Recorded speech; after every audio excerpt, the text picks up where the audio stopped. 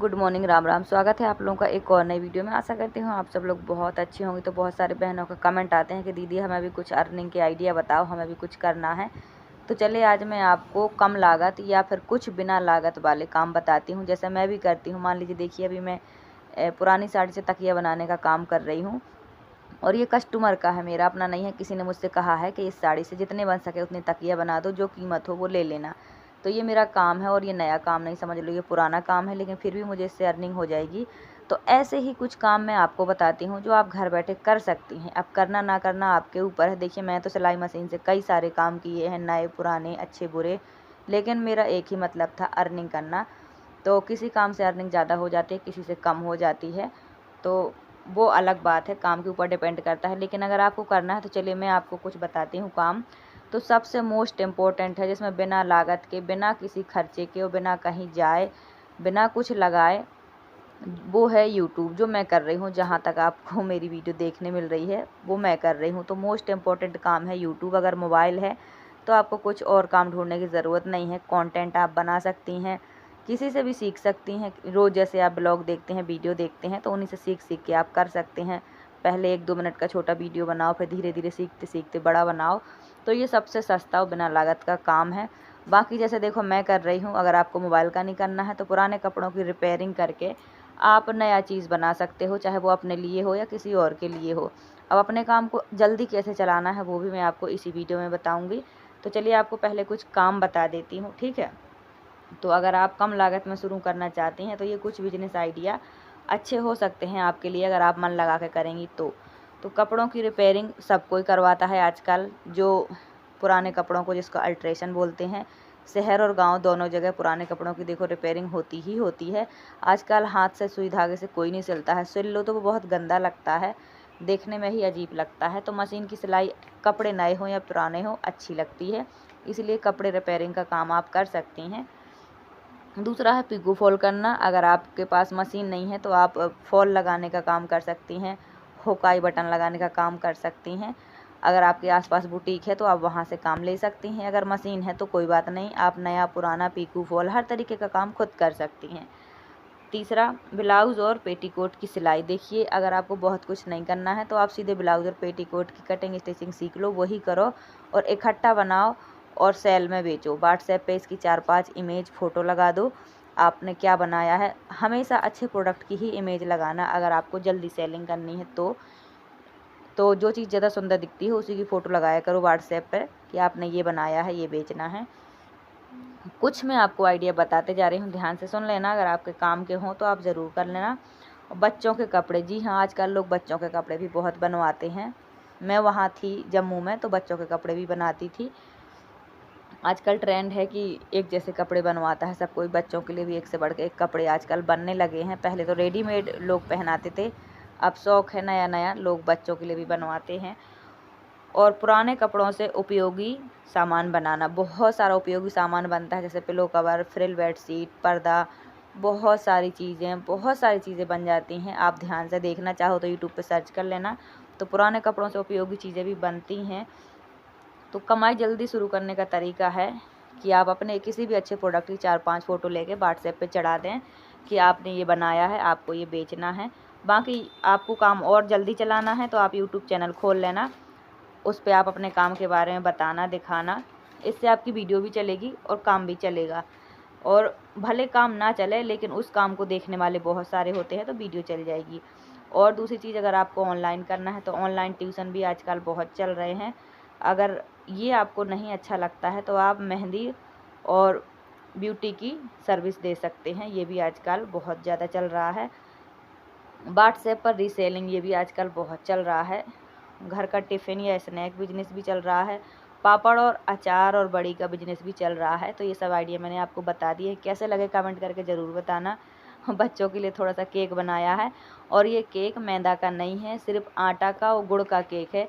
इसमें थोड़ी सी चॉकलेट डाल दी है ऊपर, जो बहुत अच्छी लग रही है।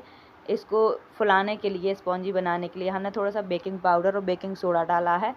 तो मेरे पास केक बनाने के बर्तन रखे हैं, मैं छोटी मोटी चीज़ें रख लेती हूँ मंगवा कर। जैसे जैसे अर्निंग करती हूँ वैसे वैसे सामान ख़रीद लेती हूँ, तो बच्चे घर पे ही बना लेते हैं, खा लेते हैं। तो बहुत समय से घर में केक नहीं आया है, अभी किसी का बर्थडे भी नहीं है, तो बच्चों ने आटा का ही बनाया है, सबने मिल के बनाया है कि कैसे बनाना है, क्या डालना है। तो ये हमारा केक बन गया है। 2 केक टिन है मेरे पास, एक हार्ट शेप का और एक गोल वाला। तो नीचे पेपर लगा दिया था नोटबुक का, तो देखो ये इस तरह से दिखने लगा है, पर सच में बहुत अच्छा बना है, एकदम परफेक्ट बना है। तो बनाते बनाते आइडिया हो गया है, कई बार बनाया है हमने। इसमें बहुत कुछ नहीं डला है, ये गुड़ का बना है और गेहूं के आटे का बना है, लेकिन सच में बहुत अच्छा बना है। तो आप बनाना चाहें तो बना सकते हैं। ये जो आपको ऊपर दिख रहा है, ये चॉकलेट डाली थी 5 रुपये की, तो वो ऊपर आ गई है और बहुत ज़्यादा अच्छी लग रही है। तो सच में बहुत टेस्टी बना था, बहुत ही अच्छा बना था। तो आजकल बच्चे स्कूल नहीं जाते हैं, बच्चों का टाइम पास हो नहीं रहा, उन्हें कुछ ना कुछ चाहिए होता है, तो या तो क्राफ्ट करते रहते हैं या पढ़ाई करते रहें या कुछ बना लेते हैं, ऐसे ही करते रहते हैं। तो फ्रेंड ये देखो बंदर, मैंने वो कर लिया है काम जो कर रही थी, पूरी साड़ी के पिलो कट कर लिए हैं। बिल्कुल सामने बैठा है। हमारे यहाँ बंदर बिल्कुल ऐसे रहते हैं, एकदम आम है बंदरों का आना, अंदर घुस जाना। तो अभी हो गई है शाम, भैंसियाँ निकलने लगी हैं शाम हो गई है घर के लिए। ये देखो हमारे घर में, वही हमारे घर के सामने ये थोड़ी सी जगह खाली पड़ी है और ये मतलब यहाँ लोग कचरा फेंकते हैं तो अच्छा नहीं लगता है, लेकिन जगह किसी और की है तो हम कुछ कर भी नहीं सकते हैं। तो ये देखो बंदर कितने सारे हैं, बहुत सारे बंदर आते जाते रहते हैं। तो फ्रेंड कल बारिश होने लगी थी, इसलिए सारा माहौल बिगड़ गया और कटिंग नहीं हो पाई। अब अभी कटिंग करनी है मुझे एक ब्लाउज़ की, तो आपके साथ भी शेयर करूंगी। और फ्रेंड ये जो वीडियो आप तक पहुंच रही है, ये 2 दिन की है। शाम को बारिश हो गई थी तो फिर कटिंग नहीं हो पाई थी। दिन भर में देखो जितने काम हो सकते हैं उतने मैं कर लेती हूँ। तो ये ब्लाउज़ का अस्तर आ गया है और फ्रेंड मैं ब्लाउज़ में अस्तर बिना धोए ही लगा देती हूँ। जब मैं सूट में लगाती हूँ तो देखो सूट का अस्तर बहुत लंबा होता है, तो उसे मैं धुलती हूँ, प्रेस करती हूँ, मतलब सुखाती हूँ, फिर प्रेस करती हूँ, इसके बाद ही यूज़ करती हूँ। लेकिन ब्लाउज़ का अस्तर होता है बिल्कुल छोटा सा, इसमें ज़्यादा इशू नहीं होते हैं, तो आप बिना धुले भी अस्तर ब्लाउज़ में लगा सकते हो। तो अस्तर और जो ब्लाउज़ का मेन फैब्रिक है, दोनों में मैंने पिन अटैच कर दिया है और एक साथ ही मैं दोनों को कट कर रही हूँ। तो ये जो मैं मार्किंग कर रही हूँ, ये ब्लाउज़ का उल्टे साइड का फैब्रिक है, तो इस तरीके से मैं कर रही हूँ। ब्लाउज़ की लंबाई है 12 इंच, तो उसी तरह से मैंने इसको 2-2 इंच का मार्जिन छोड़ते हुए 2 पार्ट को कर लिया है, फ्रंट और बैक को। तो 2 पार्ट को मैं अलग अलग कट कर रही हूँ। बिछा कपड़ा एक ही है पर मार्किंग अलग अलग कर रही हूँ, क्योंकि बैक का पार्ट थोड़ा सा लंबा है और आर्म भी थोड़ा डिफरेंट होता है, आपको पता ही है। तो इसलिए मैंने कपड़ा एक बार में बिछा लिया है और दोनों को अलग अलग काट रही हूँ। एक साथ भी आप कट कर सकते हो, लेकिन बाद में थोड़ा सा चेंज तो करना ही पड़ता है फ्रंट और बैक में। तो दोनों के गले भी अलग अलग हैं, तो इसीलिए फिर मैंने अलग अलग ही इनको बिछा लिया है। इस तरीके से मैं कटिंग करती हूँ। आप किस तरीके से करते हो कट बताना मुझे कमेंट करके। मैं सच बताऊं तो मैंने ब्लाउज़ कटिंग और स्टिचिंग कभी नहीं सीखी, क्योंकि मेरी सिलाई मैंने जम्मू में सीखी थी, तो वहाँ ब्लाउज़ का तो कोई मतलब ही नहीं होता है सीखने और सिखाने का। तो ब्लाउज़ मैंने बिल्कुल नहीं सीखे, लेकिन सिलाई करते करते जैसे मेरे पास ब्लाउज़ आते थे सिलने के लिए कभी कभार किसी के, तो मैं यूट्यूब पे देख लेती थी। और देखो जब सिलाई आने लगती है, आप एक्सपर्ट हो जाते हो काम करते करते, तो फिर ये मैटर नहीं करता कि आपने क्या सीखा क्या नहीं सीखा। फिर नापना काटना दिमाग में बहुत आसानी से चढ़ जाता है, छप जाता है। तो अगर मैंने ब्लाउज़ नहीं सीखा है और अगर कोई मुझे ब्लाउज़ का काम दे दे, तो मैं कटिंग स्टिचिंग आसानी से अपनी समझ से कर सकती हूँ, क्योंकि मैंने नापना काटना सीख लिया है। तो ऐसे ही मेरे साथ हुआ है। मैंने सीखा था सिर्फ सूट सलवार प्लाजो पैंट, यही सब जो वहाँ चलता था, लेकिन फिर मेरे पास ब्लाउज़ भी आया तो सबको ये लगा कि मैं एमपी की हूँ तो मुझे तो ब्लाउज़ आता होगा, क्योंकि मैंने यहाँ से सिलाई सीखी है तो मुझे ये सब आता होगा। पर किसी को ये पता नहीं था, सबको पता नहीं होता है। तो कुछ लोगों को ये पता नहीं था कि मैंने यहीं से सिलाई सीखी है, जम्मू से। उन्हें ये लगता था कि मैं एमपी की हूँ तो मुझे ब्लाउज़ पेटीकोट सब आता होगा। तो जब कुछ नए लोग आते थे मेरे पास काम लेके कि दीदी हमारा ब्लाउज़ बना दो, तो मैं बना देती थी। यूट्यूब पे देख लेती थी कि ब्लाउज़ की कटिंग कैसे होनी है, तो बस मुझे आता था नापना काटना, तो मैं काट कर नाप कर सिल देती थी, वो परफेक्ट बन जाता था। पहले तो मैंने 2-3 अपने ही बनाए थे, जैसे कि मैंने आपके साथ शेयर भी किया था। तो इस तरह से मैंने ब्लाउज़ भी देखो यूट्यूब से देखकर सीख लिया, नापना काटना सिलना, और अब मुझे आने लगा है। तो अगर आप मशीन चलाती हैं तो धीरे धीरे आपको हर चीज़ आसानी से आने लगती है, सिखाने की ज़रूरत ही नहीं पड़ती है, वो चीज़ें दिमाग में अपने आप छप जाती हैं। तो इस तरीके से देखिए मैंने फ्रंट और बैक के ब्लाउज़ की कटिंग कर ली है।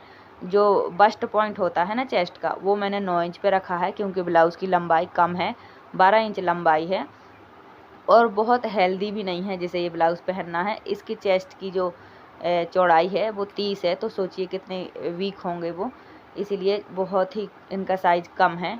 और बाकी फ्रंट का जो नेक है वो 6 इंच है, बैक का नेक है 7 इंच 8 इंच, इस तरीके का 7 से 8 के बीच में रखना है। बहुत डीप नहीं है और बहुत छोटा भी नहीं है। और जो गले की चौड़ाई है, देखिए फ्रेंड आपको एक बहुत अच्छी चीज़ बताना चाहती हूँ। अगर आप बिगिनर हैं और अगर आप 30 चेस्ट साइज़ के ब्लाउज़ बना रही हैं तो 5.5 आप शोल्डर लेना और 5.5 ही आप आर्म लेना। 2.5 इंच से ज़्यादा चौड़ाई मत लेना गले की, ठीक है। और डीपनेस 6 से ज़्यादा मत लेना, वरना आपका ब्लाउज़ ख़राब हो जाएगा, क्योंकि ये बहुत ही छोटा साइज़ है, ठीक है। हाँ, अगर आपका 40 तक का ब्लाउज़ है, 40 चेस्ट साइज़ का, तो आप डीप नेक अगर रखना चाहती हैं पीछे का, तो आप 6 इंच ही लेना शोल्डर, 6 इंच लेना आर्म, ठीक है। और 2.5 इंच तक आप गले की चौड़ाई ले सकते हो अगर आप हेल्दी हो 40 तक तो। लेकिन अगर आप 30 का बना रहे हो तो जो मैंने बताया वैसे ही बनाना।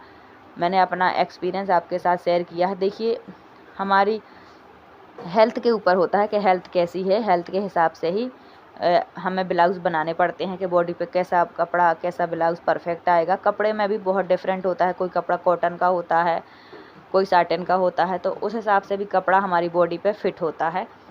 तो इस तरीके से मैं कर लेती हूँ। ब्लाउज़ की जो बाजू है वो थोड़ी सी लंबाई कम हो रही थी, तो मैंने जॉइंट लगा दिए हैं इधर पे, छोटे छोटे कट पीस लगा दिए हैं। ब्लाउज़ की जो बाजू है उसकी लंबाई 7 इंच ही है, 7 इंच है और 5 इंच गोलाई है। तो मुझे इसकी बाजू में थोड़ा डिज़ाइन रखने हैं। वॉइस ओवर करते करते बिल्कुल हकलाने लगी हूँ, गर्मी बहुत ज़्यादा है। और फ्रेंड आजकल मैं वॉइस ओवर इसलिए करती हूँ कि आगे पीछे बहुत सारी आवाज़ें आते रहती हैं। माइक भी लगा लो तो भी डिस्टर्ब होता ही होता है।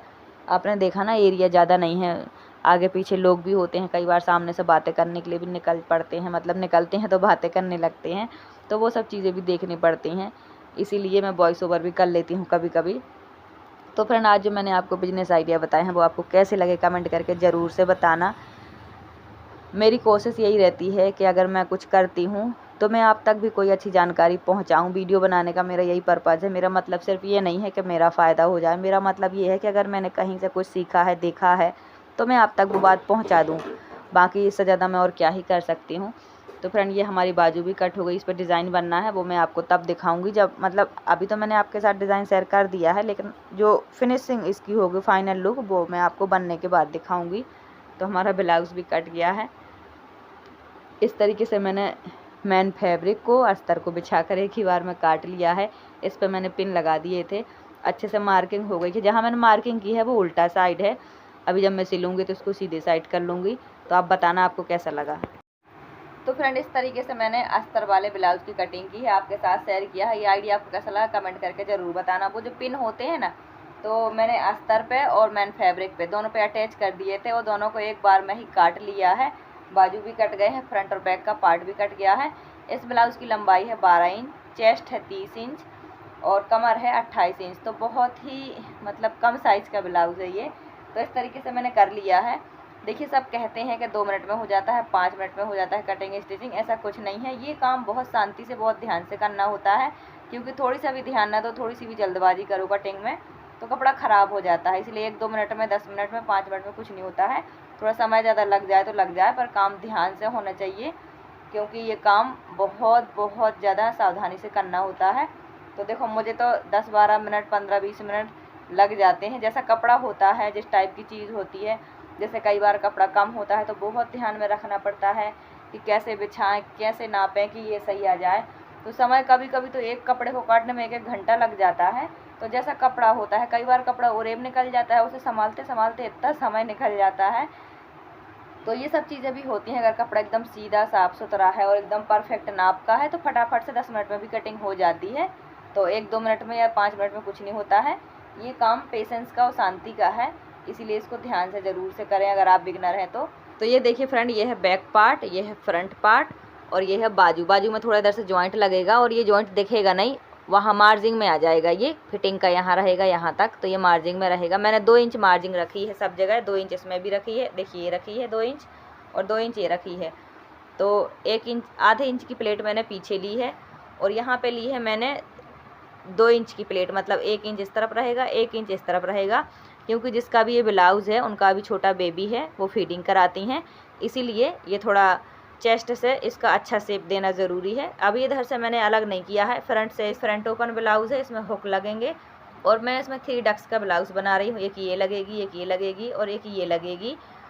और इधर से ये हुक, आई हुक फ्रंट ओपन का है और फ्रंट का गला है 6 इंच, बैक का है 7 इंच इस तरीके से मैंने इसका जो बस्ट पॉइंट रखा है वो रखा है मैंने इधर पे 9 इंच, और बहुत ही परफेक्ट बनेगा। 2 इंच लिया है मैंने मार्जिन।